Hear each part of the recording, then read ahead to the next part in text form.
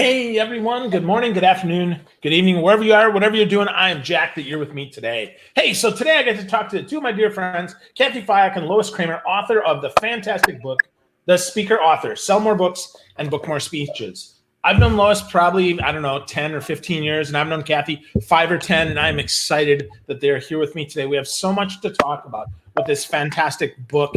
What I love about this book, ladies, is that it is short in each chapter. Like every chapter I can pick up and I can actually make it happen. But what I want to ask you is, first of all, how the heck did you write a book together? How does that work? So Lois, I'm going to talk to you first here, because Cathy's the writer and you're the speaker. So that means that I'm going to hold the mic while you talk, and then we'll pass it to Cathy.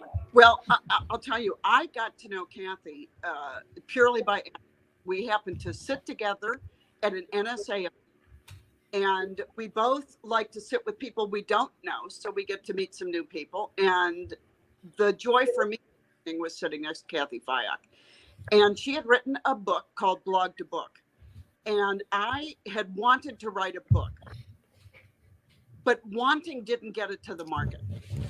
And after talking to Cathy, she gave me a copy of her book. I came home, I read it right afterwards.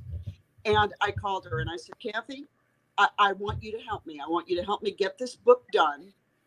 And I want you to help me do everything. I want to write it from my blog, but I want you to find the right publisher, the graphic people, the editors. And the biggest thing is I want you to keep me on task to get it done. And it was, I just enjoyed her so much. And Cathy then approached me. Cathy, you want to take it from there? Sure. So I was thinking about my next book, and I thought, oh my gosh, would Lois Kramer be the perfect co-author for this book about selling and getting more speaking business? So I called her and I said, Lois, I have an idea for you and your next book. She goes, no.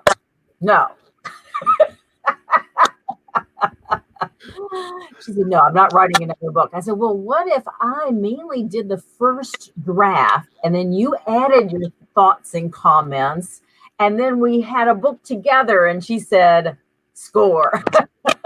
That's fun. Well, I think the process would be a great one because Cathy was going to be in charge of it. And having worked with her before, I like her personally, professionally, in every way. And this, I am blessed that she invited me in on this project because I think it is a great book. We've gotten wonderful feedback on it, which we are thrilled about. But I'll tell you, Cathy is the book maven. I recommend her to everyone. And she has writing retreats now, as well as private clients. She does all kinds of things, and she's very gifted. Yeah, absolutely. Yeah, we talked about that before back in the green room, that you had a virtual retreat. You said, how many people on, Cathy? You said 80 people on a virtual writing retreat. Huh? Yes, I had 80 people, and we kept it really interactive. It was a webinar format, but we kept it highly interactive. I had a producer, and it was really fabulous. Wow. So, go ahead. I've sent clients there, and they get back to me thanking me for the recommendation. So thanks for making me. Good. Yeah, that's awesome. Yeah, I mean, that's so important, right? To have people that we recommend, that we can trust, that are going to take care of folks. And I think one of the ways that folks can do that is that they can prove their credibility with writing a book, right? I mean, that's one of the best ways. I think people, they miss that. It's a lot of speakers, they almost cringe when people say, oh, you should write a book. It's like, whoa, like kind of like you did, Lois. But Cathy, talk to me about some of the benefits of actually getting that book written. Well, there are the obvious benefits, like you can use it as a calling card. You can have it as part of your training curriculum. If you're coaching clients, it's part of your coaching curriculum. I mean, there are all of those benefits. But even beyond that, I think you become a better speaker when you have written your book and you have been curating your content and getting clarity on your topic and deeper understanding of your topic by having written about it. So I think all of those things are benefits of writing the book. Cool. Awesome, awesome. So Lois, you coach a ton of speakers, and I know that's a lot of your business. So tell me about some of the ways that speakers, right, that you've worked with. Give me some of the specific ways that some of the speakers you've worked with that have been surprised after they've written the book. Because I know a lot of them think, oh, it's just selling, or I just got to get on stage. But once then they work with Cathy, or they get this book, and they're like, oh wow, I didn't even expect that would happen. Do you have any surprises? Well, I'll tell you what, ditto to everything that Cathy said. I think that, Phil, I think one of the challenges for speakers when they're looking for business, for their speaking business in every way, is to get people to allow people to get to know you. And writing certainly is a way to allow people to view your intellectual property. And I'm a big believer in blog posts, using anything you can to put your intellectual property out in the marketplace. A book is just a primo way of doing it. And a book also, I think, not only raises credibility, but it can raise your bottom line. And that's been the experience of my clients. It's certainly been my experience after writing my first book with Cathy's help, and this book as well. And I think it allows you another revenue stream, obviously, but it also is a great service to your clients. When somebody hires you, Phil, to come in and do a program for 60 or 90 minutes, there's a lot more information that you have to offer. A book allows you to share that information with your audience, so they can go away knowing a little bit and then learning a lot from a book. So I am a big believer in books. And, there's this little thing called gravitas, and books certainly help in that way. But writing books has never been, I think, more meaningful, and can absolutely give you a competitive edge in the marketplace. Yeah, definitely. I know that I've found that with the books that I've written as well. It definitely sets you up as the expert. And the key is not just to write a book, but to produce a good book, right? Something, because I can tell you that a crappy book can definitely hold you back. So, Cathy, what makes a crappy book, and how do we get past the crap and into a good book? Because I know you've probably coached some folks that you probably won't talk about that have written some crappy books. So how do we stand out and not write a crappy book? Well, I think one way is that I always tell my clients when they hire me, one of the things I promise you is I will not allow you to publish a crappy book. So that's one of the benefits of working with a book coach. But some of the things are little things in that you want your book to serve you. You want your book to be a foundational piece for your business. So to be starting it with the end in mind, be starting your writing process by thinking about how you plan to integrate the book into your training programs, speaking programs, even how you sell yourself. So starting with the end in mind is perhaps one of the important elements there. But also just making sure that you're going through the right editorial process. I have a unique process where first you get your book as clean and as good as you possibly can on your own. And then you work with an editorial board, and I tell you how to orchestrate an editorial board so that you're getting feedback from potential clients and readers. And then you go to an actual professional editor, and then you get your book published, so that there is a multi-step process in this quality control. So I'm not just writing a book. I'm kind of disappointed here, Cathy. I was expecting this going to be really easy. I just write 10 articles and I've got, that's not it, huh? No. Crap. Although that's a good start. It's a great start, but it's not the whole thing. Yeah. And it's making sure, like when Lois put her book together, there were some posts that were a little too similar to one another. It was created some redundancy, or some weren't perhaps evergreen, or perhaps we needed to have that connecting thread that pulled them all together. So a number of different elements that we work on when we're working together with authors. Yeah, I'll go ahead, Lois. I'm sorry.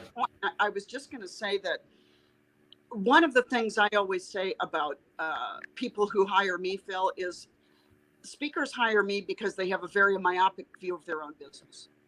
We're so close to it, we can't see it clearly or objectively, like people from the outside can. That's what Cathy brought to my process. She was able to look at it with new eyes, whereas I'm looking at material that I live, breathe, and talk about all the time. And things that were obvious to me were not obvious to her. And things that were repetitive, I thought, or I didn't think were repetitive, were very repetitive to her. And so this is why it is incredibly important, if you're looking to put out something and put your name on it, that it be a great project. And I think that one of the things that Cathy's done in Speaker Author, she's laid out the process that she uses and we have used, and it's very successful.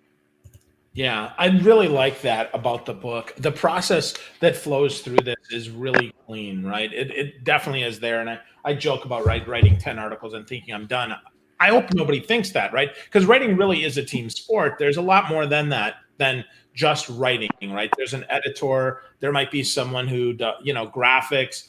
Even if you go with a traditional publisher, they have a team that helps you with that. So let's talk a little bit about selling the book, though, because I like that you mentioned the strategy behind it, Cathy, which I think is really fun. If folks can't write at all, I mean, they should probably hire a ghostwriter or somebody to help them. But let's assume that you wrote the book, right? So now we want to sell the book because that's important. They're not best written, they're best sellers. So what are some of the good strategies that you've got, Cathy, for selling a book? And then Lois, I'd love to hear some of the ones that you've used for your business. So part of it is just being really intentional that you are going to have your book out there and be talking about it and presenting it everywhere. So that, for example, it's on author of a forthcoming book or author of the book is on your email signature, is on all of your print materials, is all on all of your collateral, so that your book and also your book title should probably be the same as when you're doing presentations for a conference or a group, should be the same title so that there's that tie-in and people see, oh, I see. If I wanted a deeper dive, I could buy the book, so that it's not left as something vague or unspoken. So I think there are lots of different things that authors can do. Yeah, you talk, one of the things that you talk about, and then I'm going to go to you, Lois, is a response card, which Amy Wenninger had in the book. And I thought that was really cool. So talk to us a little bit about that author response card, because I've not seen them used as effectively as Amy talks about in the book. What do you think belongs on there?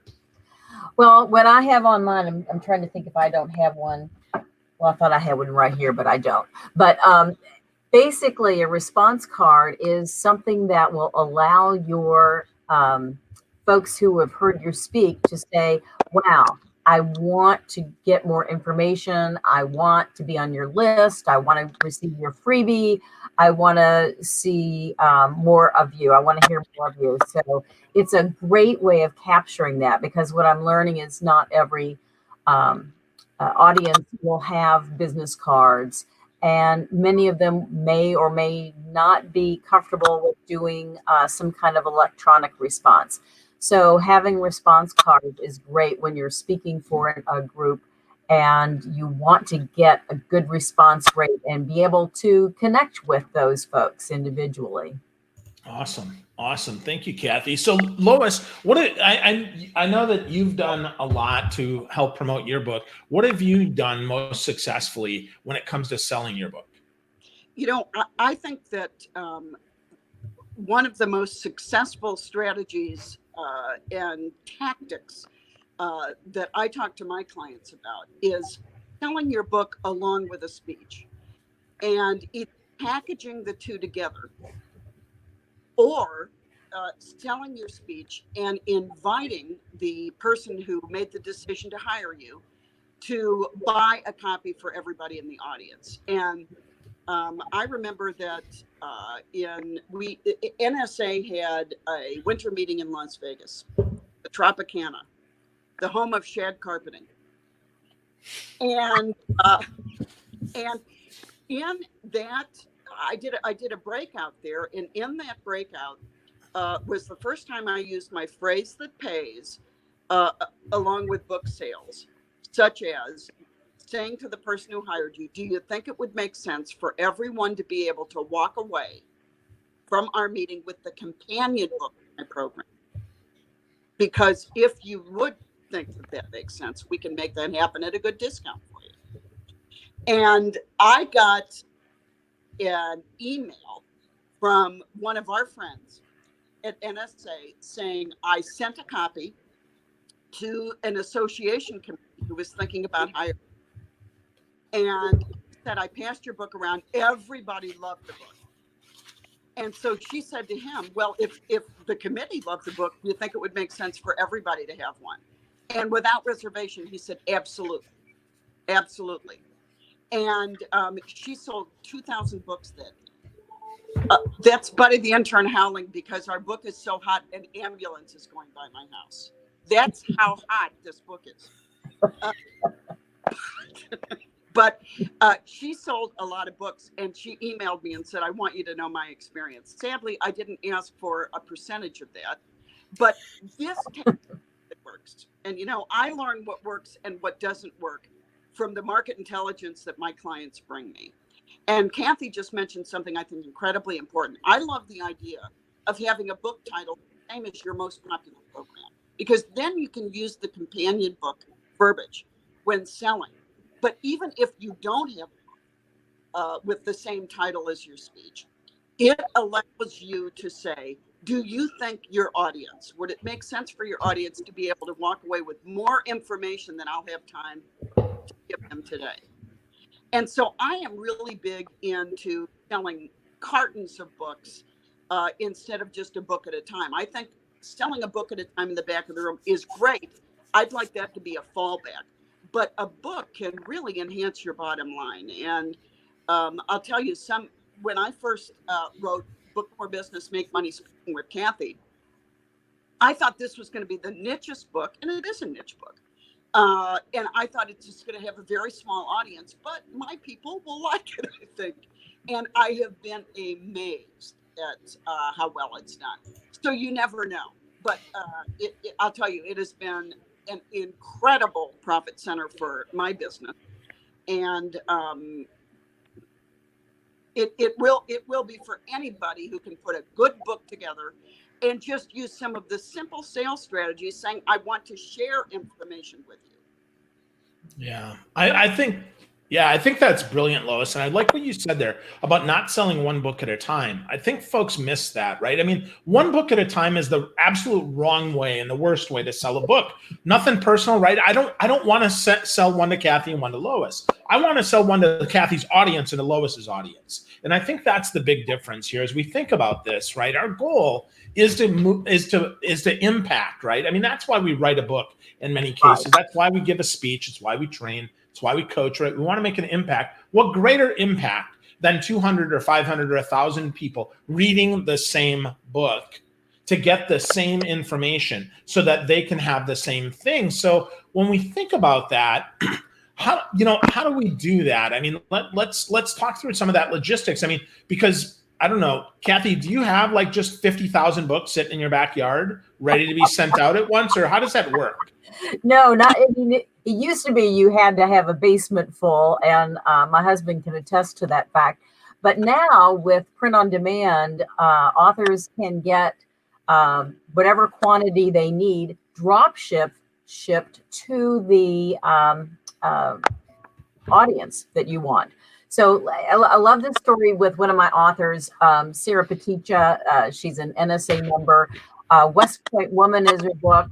She was approaching a CEO, and he said, "Oh, I love your book. Love your book. I'd love to have one for everybody in the audience."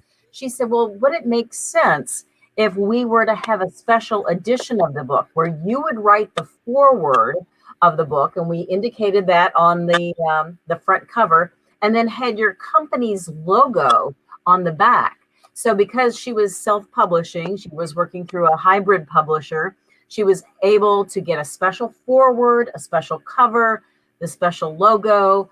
She sold the book at a nice discount, but she still made, I'm going to say, roughly $10 a book, and she sold 1,700 books with this one sale. So that's the power of this strategy. Yeah, I love that. I think that's so true. And when we think about that, everybody wants a book for them, for their audience, not that they want your book, but they want a book for them.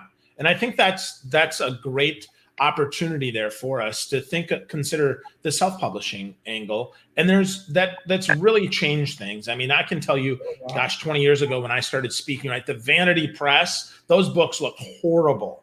You'd never know now, which is, I mean, unless you totally do it yourself and you run down to Kinko's and print it there. Don't recommend. Yeah, not recommending. Okay, there. You just keep killing all the ideas for my next book, Kathy. I'm sorry, this is disappointing. I'm gonna have to actually write it. That's okay, right? That's so funny. So, yeah, so lots of good stuff there. So Lois, one of the parts of the book that I love that you talk about is the idea of aftercare. How can we use our book as part of an aftercare if they don't buy it on the front end? And what else can we do with aftercare? Because I think of all your ideas that I've read, and I've read all of them, Lois, you know that. I've read every article you've written on your blog, and I've probably heard you speak 10 or 15 times. Tell me about aftercare and how that matters. Well, it's true. So talk to me. I appreciate you, and I'm very flattered. Aftercare is something that I think is a very strategic part of your business, and it needs to be a strategic part of your business. I've been doing what I do, working with speakers to grow businesses for over 20 years now. And I know that a good relationship is what drives business. And keeping people continually in touch with you as a speaker is what creates a great relationship, as well as having a client think of you more of a resource than just a speaker. And aftercare is important. Aftercare, I define as, what do you do with a client after you have presented your speech and everybody goes home? And I am almost embarrassed to tell you that I fell into this after I used to do some programs for corporate sales teams. And I was doing my follow-up thank you call, I call it, with the person who hired me, saying, just thanks for bringing me in. I wanted to make sure the feedback that you heard was as positive as what I heard. That call. And I just found myself saying one time, and, I wish I could say this was all a plan. Wasn't. I found myself saying, listen, do you think it would make sense for me to work with your sales managers to actually implement the strategies, ideas, and techniques that I talked about today on your platform? Because if that does make sense, we can do that. You don't need to fly me in to do that. And now we know virtually, back when I was doing it, I was using Google Groups. And now we have many ways we can engage. But aftercare is, how can I reinforce my message and be more helpful to my client in other ways other than speaking, through consulting, through selling a book, going through a book. The speaker author, our book, has different sections. You can pick a section at a time. But aftercare can be almost any way that you can use your intellectual property to enhance your client's understanding of what you're talking about. And aftercare should be part of everybody's business plan, because I'll tell you, it is an incredible revenue stream. And I found myself, when I was doing my sales speaking, that many times I made more on the back than I did for the actual speech. And that's when I thought, wow, this could be a good idea. And my clients who have taken me up on this will tell you it is a good idea. Yeah, it absolutely is. And I think, in sales parlance, right, that's the whole cross-sell idea, right? You get in there, you land and expand, you offer more, you give them a taste, even though they pay for the taste, and then you expand that out. And I think it just makes so much sense. And yet it's often not done because either we get too busy or we're busy prospecting for new business, but it's an opportunity to go deeper in a relationship and to really make an even greater impact, which is really, if I were to sum up your book, ladies, that it would be make an even greater impact with the customers you already have and that you want to have. Because that's really what it's about, right? If I want to be a speaker and an author, you combine them together. It's not speaker or author, it's both. And I think that is where your book comes in to play and is super helpful. So congratulations. Our subtitle says it all: sell more books and book more speeches. It's all about leveraging one to the other. And I think that's why this book has been successful. Some of the things that might seem obvious, we found people just weren't doing. We just weren't asking for people to think about it. We weren't asking for the sale. We weren't asking for how can I help you as we go beyond, as we leave the speech today. And now when we're more purposeful in asking, we're finding out that we're creating more revenue streams into our business. And I can tell you right now, the people who are doing, I wouldn't say who are most successful, the people who are really doing well in their speaking businesses are ones who have a number of revenue streams. And speaking is only one of them. Yeah. Absolutely. Could not agree more.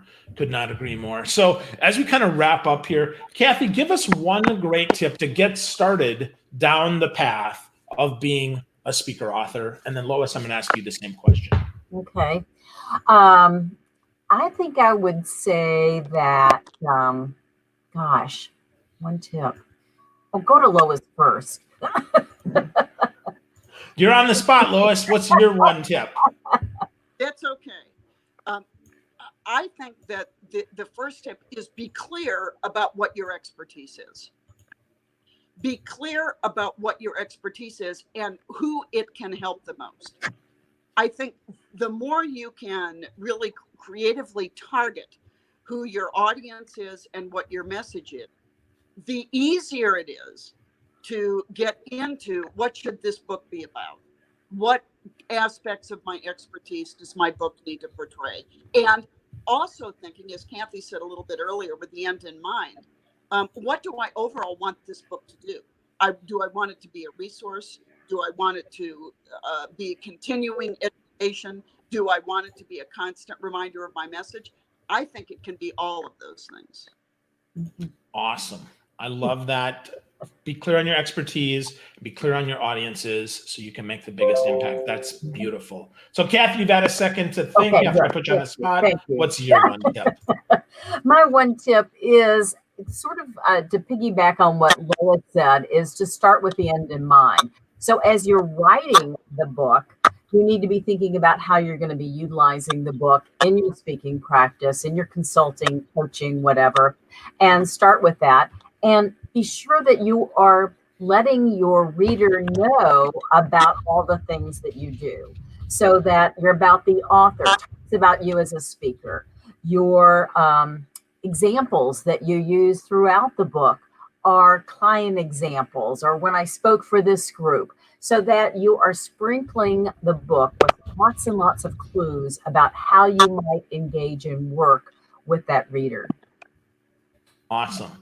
Love, love, love that. Fantastic. Well, friends, if we want to get in touch with you, I'm going to put links to your websites in the comments, but I'd like you to tell me, where is your favorite social network? If people have questions, they want to connect with you beyond just your website, which I'll share there, bookmorebusiness.com for Lois and CathyFyock.com for Cathy. But where would your favorite social network be to connect? Lois, I'm going to start with you. Unlike what I tell for my clients, Phil, who I tell LinkedIn should be, for me, it's been Facebook. It's been Facebook and Twitter, interestingly. But Facebook, I'm very visible on Facebook. I invite anybody to get a hold of me if I can help you in any way with any questions you might have, and join me on Facebook. Awesome. Awesome. And what about you, Cathy? And I have to say, even though I tell my clients go to LinkedIn, I find I get most of my business from my relationships that I have on Facebook. So I love Facebook. Awesome. Awesome. So everyone follow them, get to know Lois and Cathy more. Their book is The Speaker Author, Sell More Books and Book More Speeches. It's fantastic. It's really action-packed. Every chapter, easy to read, and something you can actually do to make more impact. As the book says, if you want to sell more books and book more speeches, just be a more speaker, author, expert, this is the book for you. Ladies, thank you so much for your time today. It was great to spend it with you. I appreciate you both. Thanks, Bill. My pleasure. Thank you.